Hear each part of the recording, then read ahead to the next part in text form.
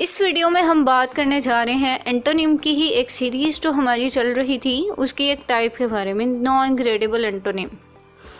इससे पहले हमने एक ग्रेडेबल एंटोनिम देखा था। आप समझें कि ये जो टाइप है ये बिल्कुल उसके ऑपोजिट है। ये किस तरह की टाइप है, चलिए बात करते हैं।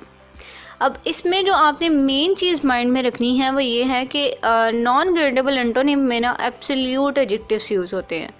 इट्स मीन कि आप ना उन चीज़ों को मेजर नहीं कर सकते, आप उनको उनकी क्वांटिटी सही तरह नहीं बता सकते। जैसे कि आपने ग्रेडेबल एंटोनिम में देखा था कि उसमें क्वालिफायर्स यूज़ होते थे, जैसे कि वेरी, लिटल एटसेट्रा। अब इसमें जिस तरह के एंटोनिम यूज़ होते हैं उनके लिए आप इस तरह के क्वालिफायर्स यूज़ नहीं कर सकते। जैसे कि एंटोनिम किस तरह के यहाँ पे, dead and alive, asleep and awake, अब old young, narrow wide, bitter sweet. अब इसमें आप बताएं कि क्या अच्छा लगेगा कि वेरी डेड कह दें आप या लिटल डेड? हो सकता है ऐसा? ऑब्वियसली नहीं हो सकता। तो इसीलिए इसके जो हम मॉडिफायर्स यूज़ करते हैं वो डिफरेंट हैं। और वो कैसे मॉडिफायर्स हैं? उनमें एब्सोल्यूटली आ जाता है, टोटली आ जाता है, कम्प्लीटली आ जाता है।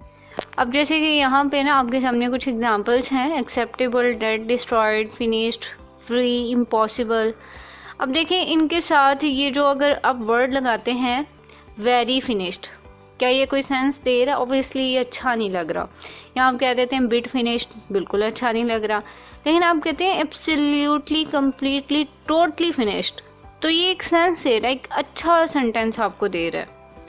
इसी तरह बाकियों के साथ है कि टोटली एक्सेप्टेबल, ठीक है। उसके बाद आप कह सकते हैं ही इज़ कम्प्लीटली डेड, ठीक है। आप ये नहीं कह सकते ही इज़ वेरी डेड। तो ये चीज़ें जो है ना ये नॉन ग्रेडेबल एंटोनिम में आती हैं। इसके साथ ही साथ मैंने आपको इन दोनों का डिफ्रेंशिएट करके तो बता दिया, लेकिन आपको इस तरह से क्लियर नहीं होगा। तो इस पे भी मैं एक प्रॉपर वीडियो बनाऊंगी जिसमें आप नॉन ग्रेडेबल एंटोनिम और ग्रेडेबल एंटोनिम के बारे में देखेंगे, उनका डिफरेंस देखेंगे।